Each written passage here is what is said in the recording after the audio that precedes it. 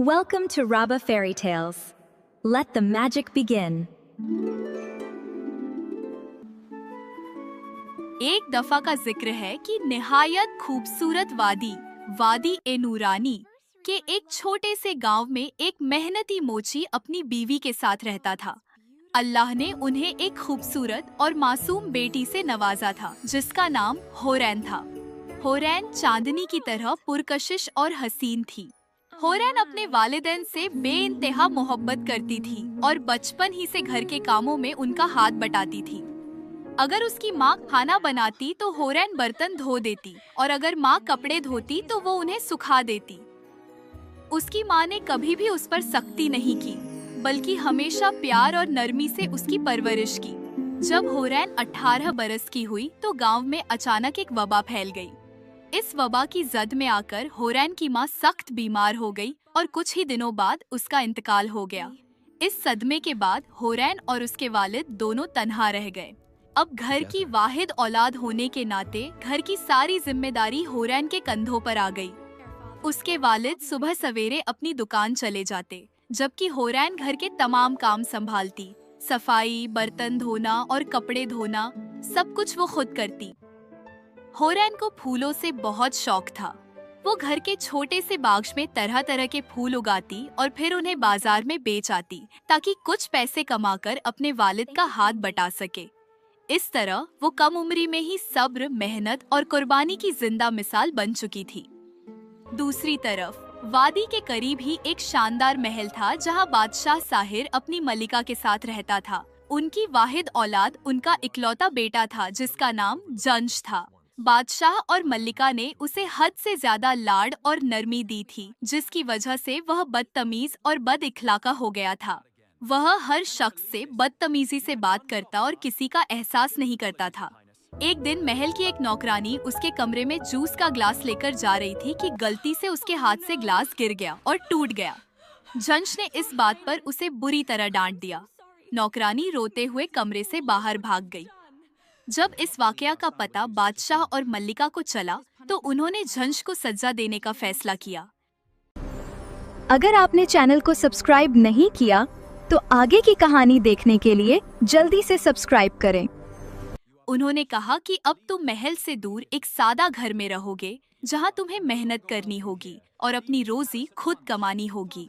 जब तक तुम्हें दूसरों की मजबूरियों और मेहनत की कद्र का एहसास नहीं हो जाता, तुम दोबारा इस महल में कदम नहीं रख सकते। तुम उस घर में तब तक वापस नहीं आओगे जब तक तुम्हें दूसरों की परेशानियों का एहसास नहीं हो जाता। अब तुम एक आम घर में रहोगे जहां तुम्हें अपनी मेहनत से पैसा कमाना होगा और अपनी जरूरत खुद पूरी करनी होगी। यह सुनकर जंश ने दिल ही दिल में सोचा कि यह कौन सी मुश्किल बात है। मैं भी अपने अम्मी अब्बू को दिखा दूंगा कि मैं भी मेहनत करके अपनी जिंदगी गुजार सकता हूँ। मामा और डैड को लगता है मैं मेहनत नहीं कर सकता। अब देखना माँ, कैसे उनको मेहनत करके अमीर होकर दिखाऊंगा और ऐश की जिंदगी जीऊंगा। जहाज जब सजा के तौर पर महल से दूर भेजा जाता है और एक छोटे से घर में रहने लगता है तो उसे जिंदगी की सख्तियों का बिल्कुल अंदाजा नहीं होता। मेहनत और मुश्किलात उसके लिए बिल्कुल नई चीज होती है। न उसे खुद खाना बनाना आता था और न ही रोजाना काम करने की आदत। दिन भर भूख और थकान से जूझते जूझते एक दिन उसका जिस्म जवाब दे देता है। कमजोरी इतनी बढ़ जाती है कि वह घर के बाहर ही जमीन पर गिरकर बेहोश हो जाता है। उसी वक्त गांव के रास्ते से हुरैन गुजरती है। वह बाजार से लौट रही होती है अपने उगाए हुए फूल बेचकर। जब उसकी नजर जमीन पर गिरे हुए उस जवान पर पड़ती है तो वह घबराकर करीब आती है। गांव के लोग उसे नहीं जानते थे और अक्सर लोग बेपरवाही से गुजर जाते, मगर हुरैन का दिल रह नहीं पाता। वह अल्लाह का नाम लेकर उसके पास बैठ जाती है, उसकी नब्ज महसूस करती है और फौरन समझ जाती है कि वह भूख और थकान की वजह से बेहोश हुआ है। वह अपने मशके से थोड़ा सा पानी उसके होंठों से लगाती है। थोड़ी देर बाद जांच को होश आता है, मगर वह इतना कमजोर होता है कि उठ भी नहीं पाता।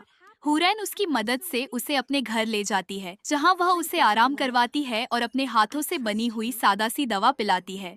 फिर उसके लिए गरम खाना तैयार करती है, जिसे खाने के बाद उसकी तबीयत कुछ बेहतर महसूस होने लगती है। इस पूरे वक्त हुरैन ने कभी यह नहीं पूछा कि वह कौन है, न ही यह जानने की कोशिश की कि वह कहां से आया है। उसके लिए बस यह काफी था कि एक इंसान मुश्किल में है और उसकी मदद जरूरी है। जांच के लिए यह एहसास बिल्कुल नया था। जिंदगी में पहली बार उसने महसूस किया कि कोई बिना किसी मतलब, बिना किसी फायदे के, सिर्फ इंसानियत के लिए उसका ख्याल कर रहा है। It's nothing, really. हुरैन को बिल्कुल भी इल्म नहीं होता कि वह बादशाह का बेटा है और जांच अपनी पहचान छुपाकर एक आम इंसान की तरह वहाँ रहता है, और यहीं से उसकी जिंदगी के बदलने का सफर धीरे धीरे शुरू हो जाता है। कुछ दिन बाद गांव में एक छोटा सा मेला लगा। हुरैन अपने वालिद के साथ अपने उगाए हुए फूल बेचने गई। रंग बिरंगे फूलों की खुशबू और लोगों की आवाजें पूरे माहौल को जिंदा बना रही थीं।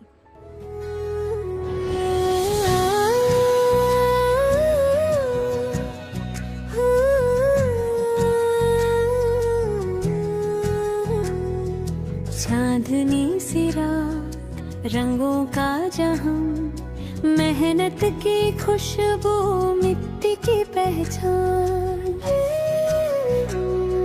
हाथों में फूल, आँखों में नूर, खामोश सी मुस्कान, दिल से मशहूर, साड़ी से हंसी। उसी वक्त एक शाइस्ता और पुरवकार नौजवान वहां आया। उसका लिबास सादा मगर अंदाज़ शहजादों जैसा था। यह नूराबाद का शहजादा अयान था, जो अपनी पहचान छुपाकर अवाम के हाल देखने निकला था। अयान फूलों के पास रुका और हुरैन के काम की तारीफ की। उसने पूछा कि यह फूल किस लिए उगाए गए हैं। हुरैन ने सादगी से जवाब दिया कि वह अपने वालिद का हाथ बटाना चाहती है। अयान उसकी बात से मुतासिर हुआ। उसने फूल उनकी असल कीमत से ज्यादा दाम पर खरीद लिए और कहा कि मेहनत करने वालों का हक कम नहीं होना चाहिए। हुरैन उसकी नरमी और इज्जत भरे लहजे से खामोशी से मुतासिर हो गई। यह मंजर झांश दूर खड़ा देख रहा था।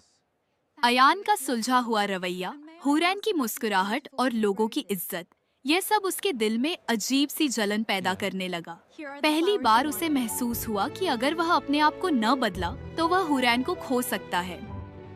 हुरैन के वालिद ने भी अयान से बात की। उसकी तहजीब और सोच ने उनके दिल पर गहरा असर छोड़ा।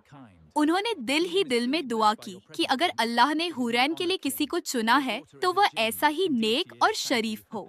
यह बात जांच के लिए और भी तकलीफ का सबब बन गई।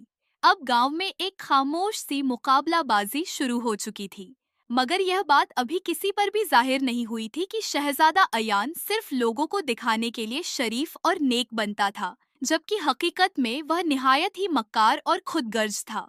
जब उसकी नजर हुरैन पर पड़ी तो उसकी खूबसूरती ने उसके दिल में मोहब्बत नहीं बल्कि एक जिद पैदा कर दी। अब हुरैन को पाना उसके लिए चाहत नहीं बल्कि जीत बन चुकी थी। कुछ ही दिन बाद दोनों शहजादे एक ही वक्त हुरैन के वालिद के घर आए। सादा से घर के सहन में दोनों की मौजूदगी ने एक अजीब सी खामोशी पैदा कर दी। हुरैन अंदर से यह सब सुन रही थी। उसका दिल बेचैन था मगर चेहरा पुरसुकून। हुरैन के वालिद ने दोनों शहजादों को बैठने का इशारा किया और गहरी नजर से उन्हें देखा। कुछ लम्हों की खामोशी के बाद उन्होंने आहिस्ता लेकिन वाज़ेह अल्फाज में कहा, मैं अपनी बेटी का रिश्ता किसी सुल्तनत या ताज के हवाले नहीं कर सकता। मेरे लिए सिर्फ एक बात अहमियत रखती है, इंसान का किरदार और उसकी नीयत। मैं अपनी बेटी का रिश्ता किसी सल्तनत या ताज के हवाले नहीं कर सकता। मेरे लिए सिर्फ एक बात अहमियत रखती है, इंसान का किरदार और उसकी नीयत। वालिद ने दोनों से कहा, अगर तुम वाकई मेरी बेटी से सच्ची मोहब्बत करते हो तो मैं तुम दोनों का इम्तिहान लूंगा। जो भी इस इम्तिहान में अपने किरदार और नीयत को साबित करेगा वही मेरी बेटी से शादी का हकदार होगा। अगर तुम वाकई मेरी बेटी से सच्ची मोहब्बत करते हो तो मैं तुम दोनों का इम्तिहान लूंगा। जो भी उस इम्तिहान में अपने किरदार और नीयत को साबित करेगा वही मेरी बेटी से शादी का हकदार होगा। अगली सुबह पहला इम्तिहान रखा गया। हुरैन के वालिद ने पहाड़ों की तरफ इशारा करते हुए कहा, उन पहाड़ों के उस पार एक चश्मा है, तुम दोनों वहाँ से पानी लाओगे। जो सब्र, इंसानियत और तहम्मुल दिखाएगा वह पहला इम्तिहान जीतेगा। अयान ने अपने मददगारों को इशारा किया और कहा, देर किस बात की, सफर आसान होना चाहिए। महंगी सवारी पर बैठकर वह रवाना हो गया। झांझ ने जब अपने पास कोई सवारी न देखी तो सिर्फ इतना कहा, रास्ता मुश्किल हो या आसान, इम्तिहान तो फिर भी देना है, और पैदल ही चल पड़ा। रास्ते में अयान की सवारी एक पत्थरीले मोड़ पर रुक गई। घोड़ा घबरा गया और मददगार सुस्त पड़ गए। अयान गुस्से से चीख पड़ा, तुम लोग किसी काम के नहीं हो, इतना सा रास्ता भी नहीं तय कर सकते। उसकी सख्ती देखकर रास्ते के मुसाफिर खामोशी से उससे दूर हो गए। वहीं दूसरी तरफ झांझ ने एक बुजुर्ग को देखा जो थकान से बैठ गया था। झांझ ने फौरन अपना बोझ नीचे रखा और कहा, चाचा, आप पहले पानी पी ले, सफर बाद में भी हो सकता है। बुजुर्ग ने दुआ देते हुए कहा, बेटा, तुम्हारा रास्ता आसान हो।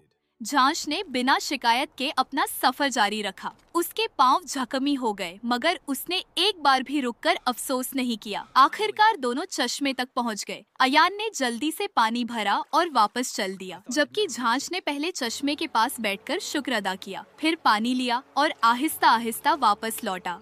जब दोनों हुरैन के वालिद के सामने पानी लेकर आए तो वालिद ने पहले झांझ के जख्मी पांव देखे, फिर पानी का बर्तन। उन्होंने आहिस्ता से कहा, देर से आना हार नहीं होता, कभी कभी सब्र ही असल जीत होता है। हुरैन, जो पर्दे के पीछे ये सब देख रही थी, उसकी आंखों में पहली बार झांझ के लिए गहरी इज्जत उभर आई। और अयान, वह पहली बार खामोश था। दूसरा इम्तिहान सच्चाई का था। हुरैन के वालिद ने दोनों शहजादों से कहा कि वह एक पूरा दिन गांव के गरीब और जरूरतमंद घरों में बिना अपनी पहचान जाहिर किए गुजारे। अयान ने गांव में कदम रखते ही अपनी मदद को नुमाइश बना ली।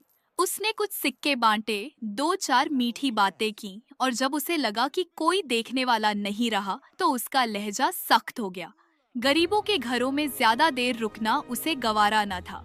थोड़ी सी मदद के बाद वह जल्दी ही वहाँ से निकल गया, दिल ही दिल में सोचता हुआ कि उसका फर्ज पूरा हो चुका है।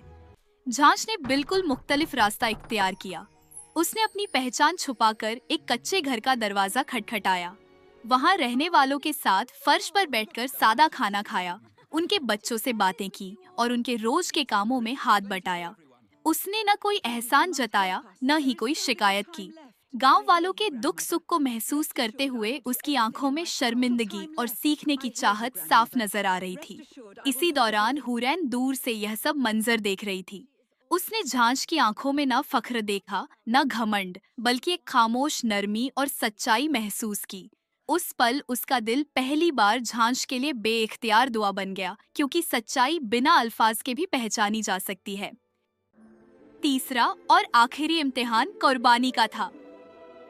हुरैन के वालिद ने दोनों शहजादों को बताया कि वादी के पुराने और खतरनाक जंगल में एक नादिर फूल उगता है जो सिर्फ सच्ची नियत और बेगर्ज जज्बे से ही हासिल किया जा सकता है। उस जंगल का नाम सुनते ही गांव वालों के चेहरे बदल गए, क्योंकि वहां का सफर सिर्फ मुश्किल ही नहीं बल्कि जानलेवा भी था। अयान ने मुस्कुराते हुए हाँ कर दी, मगर उसके दिल में पहले ही एक चालाक सोच जन्म ले चुकी थी। उसने खुद से कहा कि अगर असली फूल न मिला तो कोई और खूबसूरत फूल लाकर काम चला लेगा। उसके लिए कुर्बानी का मतलब खतरा उठाना नहीं, बल्कि सिर्फ जीतना था, चाहे रास्ता झूठ से ही क्यों न गुजरे। झांझ जब जंगल में दाखिल हुआ तो हर कदम पर उसे मौत का एहसास होता रहा। कांटों ने उसके हाथ जख्मी किए, पत्थरों ने पांव लहूलुहान कर दिए और अंधेरी राहों ने उसे कई मर्तबा गुमराह करने की कोशिश की। कई लम्हों के लिए उसका दिल भी कांप उठा, मगर फिर उसकी सोच हुरैन पर जा टिकी। मैं जानती हूँ ज़िनिश, तुम ये कर सकते हो। अगर मेरी जान भी इस रास्ते में चली जाए मगर हूरें का मुस्तकबिल महफूज हो तो ये कुर्बानी काबिले कीमत है। इसी जज्बे के साथ वह आगे बढ़ता रहा और आखिरकार खून और पसीने के बीच वह नादिर फूल हासिल कर लिया। जब दोनों वापस आए तो हकीकत ज्यादा देर तक छुपी न रह सकी। अयान का लाया हुआ फूल असली न था। गांव के चंद लोगों ने सामने आकर बता दिया कि रास्ते में अयान ने हंसते हुए कहा था, इतनी खूबसूरत लड़की हो तो जीतना तो बनता ही है, चाहे तरीका कोई भी हो। यह अल्फाज तलवार की तरह हुरैन के दिल में उतर गए। उसे उस पल समझ आ गया कि जो शख्स सिर्फ चेहरे और जीत से मोहब्बत करे वह कभी दिल और रूह का हमसफर नहीं बन सकता। झांझ खामोशी से खड़ा था। जख्मों से चूर मगर आंखों में सुकून लिए। उसने न अपनी तकलीफ का जिक्र किया न किसी से शिकायत। उसका रवैया खुद ही उसकी कुर्बानी का गवाह था। हुरैन ने उसे देखा तो महसूस हुआ कि मोहब्बत सिर्फ अल्फाज या दावे का नाम नहीं, बल्कि खुद को बदलने, झुकने और कुर्बान करने का जज्बा है। आखिरकार हुरैन ने अपने दिल की आवाज पर यकीन किया। उसने उस शख्स को चुना जो वक्त के साथ बदला, सीखा और इंसान बना, न कि उसे जो पहले से चमकता था मगर अंदर से खोखला निकला। जांच ने सिर्फ हुरैन का दिल नहीं जीता था, बल्कि अपनी गलतियों पर काबू पाकर खुद को भी जीत लिया था।